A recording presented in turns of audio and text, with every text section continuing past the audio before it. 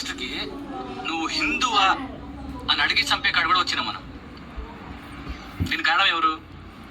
మనమే, వేరే వాళ్ళు కాదు, మనమే. ఎందుకంటారా? కరప్షన్.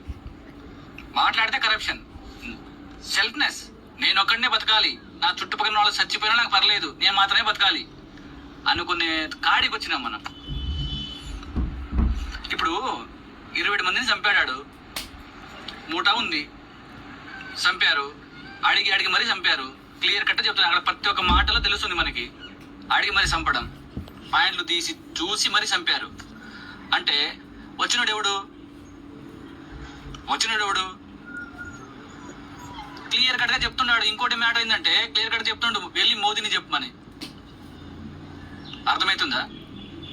అంటే ఏం చేయలేరు, ఏం పీకలేరు, మేము ఇట్లనే చెప్తాం, ఇట్లనే చంపుతాం. అరే మన కాశ్మీర్లో వచ్చి చంపి రేపు మన ఢిల్లీకి కూడా రావచ్చు, మన హైదరాబాద్కి రావచ్చు, మీ ఇంటికి కూడా రావచ్చు. దానికి కారణం ఎవరు? నువ్వు నేను కాదా? పైసలకు అమ్ముకోవడం కాదా అది? అరే ఆడదాకేందుకు, రేపు నీకు 10 లక్షలు ఇస్తాం, మీ అమ్మని చంపేయమంటే చంపేస్తావు నువ్వు, అంతేగా.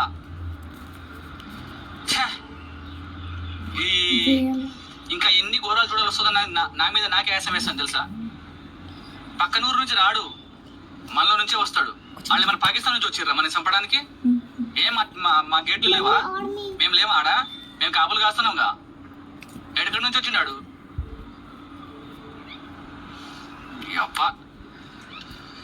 ఫస్ట్ అయితే ఎవరినైతే ఈ దీన్ని సపోర్ట్ చేస్తుర్రో ఆ నా కొడుకుల్ని అడ్డగా నరికేయాలి. మన ఇండియాలో ఉంటూ, మన ఇండియా ఫుడ్ తింటూ దొంగ నా కొడుకులు మనల్ని చంపుకుంటారు ఏంటో నాకు అర్థం కాదు. చెత్త నా కొడుకులు ఎక్కడ తయారయ్యారా మీరు అసలు? ఇప్పుడు ఆ కాశ్మీర్ పరిస్థితి ఏంటి తెలుసా? టూరిస్ట్ వెళ్ళకపోతే తినడానికి తిండిలు ఉండదు వాళ్ళకి, ఆ పరిస్థితిలో ఉంటారు వాళ్ళు.